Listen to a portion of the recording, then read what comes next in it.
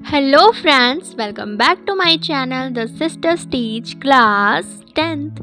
So today we will read the most important question and PYQs of class 10 chemistry chapter number 4 carbon and its compound, carbon और उसके यौगिक। उससे पहले जिन बच्चों को इस चैप्टर में थोड़ा सा भी डाउट या कंफ्यूजन है वो इस चैप्टर की फुल प्लेलिस्ट देख सकते हैं, जिसमें मैंने इस चैप्टर के सारे टॉपिक को अंडर 20 मिनट में कवर करा रखा है। मैंने इस चैप्टर को लेक्चर वाइज कराया है, तो आज है इसका लेक्चर नंबर 11, जिसमें हम लास्ट 10 इयर्स के most important question and PYQs देखेंगे। Okay, so let's get started.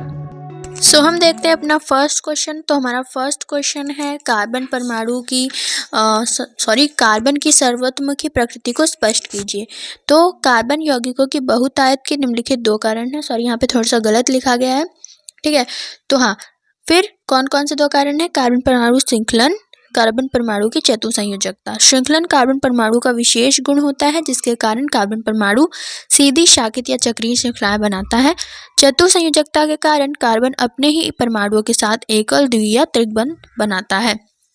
उपयुक्त कारणों से कार्बन बहुत अधिक संख्या में यौगिक बनाता है, अतः हमारे चारों ओर कार्बन यौगिकों की विशाल संख्या दिखाई देती है। तो कुछ इस तरीके से आपको लिखना है। सेकंड क्वेश्चन हम देखते हैं। सेकंड क्वेश्चन है ब्रोमोपेंटेन के संरचनात्मक सूत्र लिखिए। ये 2019 में पूछा जा चुका है। तो सबसे पहले हमें इसका फॉर्मूला लिखना होगा, जो है CH3 CH2 CH2 CH2 CH2 Br। तो अब इसके आप देख सकते हैं यहाँ पे पूरी स्ट्रक्चर बनाई हुई है। नेक्स्ट क्वेश्चन देखते हैं। क्वेश्चन नंबर 3 है, और निम्नलिखित यौगिकों के IUPAC नाम लिखिए। तो यहाँ आप देख सकते हैं, यहाँ एक पिक्चर लगी हुई जिसमें CH3 COOH HCOO HCOOH CH3OH CH3 एकल बंध CH3 CH द्विबंध CH2। फिर सिक्स्थ क्या है? CH3 एकल बंध C ट्रिपल बॉन्ड CH। फिर 7 CH2 double bond CH single bond CH double bond CH2, और ऐसे ही दो और हैं। और ये जो आप देख रहे हैं ये 2016 में पूछा गया है, 19-22 बहुत बार ऐसा क्वेश्चन आता है एग्जाम में।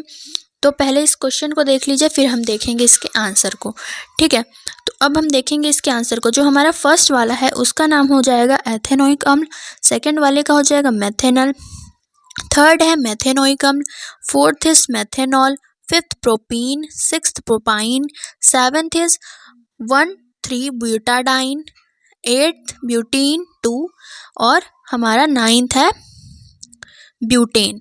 ओके, अब हम बढ़ जाते हैं अपने नेक्स्ट क्वेश्चन पे। तो हमारा नेक्स्ट क्वेश्चन है निम्नलिखित यौगिकों के संरचनात्मक सूत्र लिखिए। यहाँ पे पेंटेनोन है और ब्यूटेनोन है, इसका आपको लिखना है। ओके, 2015, 17 और 23 में पूछा जा चुका है। अब हम बढ़ जाते हैं अपने नेक्स्ट क्वेश्चन पे। तो हमारा नेक्स्ट क्वेश्चन क्या हो जाएगा? हमारा नेक्स्ट क्वेश्चन है दहन पर संक्षिप्त टिप्पणी लिखिए। ये 2018 में, 2022 में, और ऐसा ही एक और क्वेश्चन जो कि हाइड्रोकार्बन की दहन अभिक्रिया पर संक्षिप्त टिप्पणी लिखिए, ऐसा भी एक क्वेश्चन है जो कि दहन पर संक्षिप्त टिप्पणी लिखिए, इसी का एक दूसरा पार्ट है। तो ये 2019, 20, 23 में पूछा जा चुका है, तो इस बार भी संभावना है कि पूछा जा सकता है। तो चलिए इसका फटाफट से आंसर देख लेते हैं। तो अपने सभी अपर रूपों में कार्बन ऑक्सीजन में दहन करके ऊष्मा, प्रकाश एवं कार्बन डाइऑक्साइड देता है।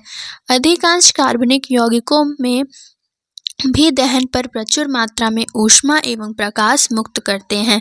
संतृप्त हाइड्रोकार्बन से समानतः स्वच्छ ज्वाला निकलती है, जबकि असंतृप्त हाइड्रोकार्बन से अत्यधिक काले धुएं वाली पीली ज्वाला निकलती है। उदाहरण के लिए किसी हाइड्रोकार्बन के दहन का समान रासायनिक सूत्र आप देख सकते हैं। ऐसे ही मीथेन के लिए इस समीकरण का स्वरूप क्या है वो भी आप देख सकते हैं, ठीक है।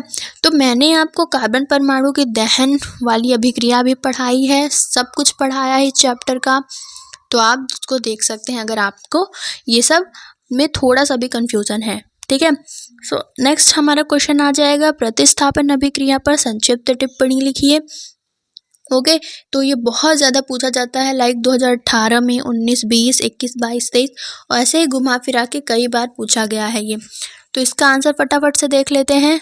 प्रतिस्थापन अभिक्रिया, सब्स्टिट्यूशन रिएक्शन, ये अभिक्रियाएं जिनमें किसी कार्बनिक अणु के किसी एक या एक से अधिक परमाणु या परमाणु समूह का किसी अन्य परमाणु या परमाणु समूह के द्वारा प्रतिस्थापन हो जाता है, प्रतिस्थापन अभिक्रियाएं कहलाती हैं।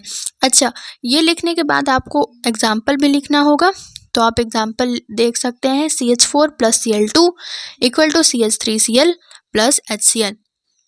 ठीक है, हाँ, तो आप एक बात ध्यान रखिए, जो केमिस्ट्री है हमारी, उसमें बिना इक्वेशन के कोई आंसर पूरा हो ही नहीं सकता। अगर आपको पूछ रहा है कि आपको इसकी रासायनिक समीकरण देना है तो आपको उसको लिख के ही आना है। ओके, सो अब हम देख लेते हैं अपना नेक्स्ट क्वेश्चन, जो है भौतिक एवं रासायनिक गुणधर्मों के आधार पर एथेनॉल एवं एथेनॉइक अम्ल में आप कैसे अंतर करेंगे। ठीक है, सो सबसे पहले इसका भौतिक गुण है, देख सकते हैं आप, और फिर है रासायनिक गुण। ओके, सो चलिए देखते हैं। एथेनॉल का भौतिक गुण जो होता है, इसमें इसकी विशिष्ट अभिलाक्षणिक गंध होती है, इसका क्वथनांक 351 केल्विन होता है, गलनांक 156 केल्विन होता है। फिर एथेनॉइक अम्ल की अगर भौतिक गुण की बात करें तो इसकी सिरके जैसी गंध होती है, इसका क्वथनांक 391 केल्विन होता है, इसका गलनांक 290 केल्विन होता है। तो मैंने आपको ये सारा कुछ पढ़ा रखा है, एथेनॉल और एथेनॉइक अम्ल, तो आप देख सकते हैं। अब हम देखते हैं इन दोनों की रासायनिक गुण। तो सबसे पहले एथेनॉल का रासायनिक गुण देखते हैं। यह उदासीन पदार्थ है, एथेनॉल Na2CO3 से अभिक्रिया नहीं करता। यह क्षारीय KMnO4 की उपस्थिति में एथेनॉइक अम्ल बनाता है। रिएक्शन भी आपको लिखनी है। फिर इस क्रिया में KMnO4 का बैंगनी रंग उड़ जाता है। अगर हम देखें एथेनॉइक अम्ल के रासायनिक गुण की, तो यह अम्लीय पदार्थ है। यह Na2CO3 से अभिक्रिया करके सोडियम लवण एवं CO2 गैस बनाता है। थर्ड इज, यह क्षारीय KMnO4 से अभिक्रिया नहीं करता, अतः KMnO4 का रंग भी नहीं उड़ता है। ओके, तो अगर आप अभी तक हमारी वीडियो देख रहे हैं तो प्लीज़ लाइक कर दीजिए और चैनल को सब्सक्राइब कर लीजिए। नेक्स्ट क्वेश्चन देखिए, अच्छे साबुन की विशेषताएं और गुण लिखिए। ठीक है, तो चलिए फटाफट से लिखते हैं। अच्छे साबुन में निम्नलिखित गुण होने चाहिए, जैसे साबुन क्षार रहित होना चाहिए, क्योंकि क्षार वस्तु तथा त्वचा को हानि पहुंचाता है। प्रयोग में लाने पर साबुन चटकना नहीं चाहिए, साबुन चिकना एवं मुलायम होना चाहिए, खुरदुरा साबुन अच्छा नहीं होता है। फोर्थ है रीज़न, साबुन अल्कोहल में विलेय होना चाहिए, साबुन में जल की मात्रा 10% से अधिक नहीं होनी चाहिए। सिक्स्थ इज कि इसमें कीटाणुनाशक पदार्थ मिले होने चाहिए। ठीक है, तो साबुन के बारे में भी हमने लेक्चर नंबर 10 में बात की है, पढ़ा है अच्छे से, तो आप उसको देख सकते हैं। नेक्स्ट क्वेश्चन हम देखते हैं। तो नेक्स्ट क्वेश्चन है हमारा, ये मोस्ट इम्पॉर्टेंट क्वेश्चन है, IMP क्वेश्चन है। क्या मिसेल पर संक्षिप्त टिप्पणी लिखी है। ओके, सो चलो फटाफट से बताओ इसका क्या होगा आंसर। तो इसका आंसर क्या होगा, साबुन के अणु ऐसे होते हैं जिनके दोनों सिरे के विभिन्न गुण होते हैं। जल में विलय एक सिरे को जलरागी कहते हैं तथा हाइड्रोकार्बन में विलय दूसरे सिरे को जलविरागी कहते हैं। जब साबुन जल की सतह पर होता है तब इसके अणु अपने को इस प्रकार व्यवस्थित कर लेते हैं कि इसका आयनिक सिरा जल के अंदर तथा हाइड्रोकार्बन पुंज जल के बाहर होता है। जल के अंदर इन अणुओं की एक विशेष व्यवस्था होती है। ऐसा अणुओं का बड़ा गुच्छा बनने के कारण होता है, जिसमें जलविरागी गुच्छे के आंतरिक हिस्से में होती है। जलविरागी पूंछ गुच्छे के आंतरिक हिस्से में होती है, जबकि उसका आयनिक सिरा गुच्छे की सतह पर होता है। इस संरचना को मिसेल कहते हैं। मिसेल के रूप में साबुन स्वच्छ करने में सक्षम होता है, क्योंकि तैलीय मैल मिसेल के केंद्र में एकत्रित हो जाता है। मिसेल विलयन के कोलाइड के रूप में बने रहते हैं। आयन आयन विकर्षण के कारण वे विक्षेपित नहीं होते। इस प्रकार मिसेल में तैरते मैल आसानी से हटाए जा सकते हैं। आप चाहे तो इसका एक डायग्राम भी बना सकते हैं, मिसेल संरचना को बना सकते हैं, उससे आपको एग्जामिनर पे काफ़ी अच्छा प्रभाव पड़ेगा। ओके, सो अब हम देखते हैं एक और क्वेश्चन। कौन सा क्वेश्चन देखेंगे, हम देखेंगे कार्बोक्सिलिक अम्ल और अल्कोहल में अंतर। ठीक है, तो फटाफट से देख लेते हैं। अल्कोहल और कार्बोक्सिलिक अम्ल में निम्न प्रकार से अंतर किया जा सकता है। सबसे पहले, अल्कोहल और सोडियम कार्बोनेट की अभिक्रिया कराने पर गैस नहीं निकलती। कार्बोक्सिलिक अम्ल की सोडियम कार्बोनेट से अभिक्रिया कराने पर सनसनाहट के साथ CO2 गैस उत्पन्न होती है, जो चूने के पानी को दुधिया कर देती है। ओके, तो अब हम देख लेते हैं एक और क्वेश्चन। एथेनॉइक अम्ल के दो उपयोग लिखिए। एथेनॉइक अम्ल शांत H2SO4 की उपस्थिति में एथेनॉल से अभिक्रिया करके एस्टर बनाता है। एस्टर का उपयोग इत्र बनाने और खाद्य पदार्थों को स्वादिष्ट बनाने के लिए किया जाता है। सेकंड है, जल में एथेनॉइक अम्ल का तनु विलयन जिसे सिरका कहते हैं, इसका उपयोग अचार के संरक्षण के लिए भी किया जाता है। और आपसे कुछ IUPAC नाम भी पूछा जाता है, तो आप देख सकते हैं यहाँ पे आपसे कुछ IUPAC नाम पूछा जा रहा है, तो आप इसको करिए, खुद से करिए और कमेंट बॉक्स पे इसका आंसर लिखिए। ओके, सो ये थे हमारे आज का होल लेक्चर।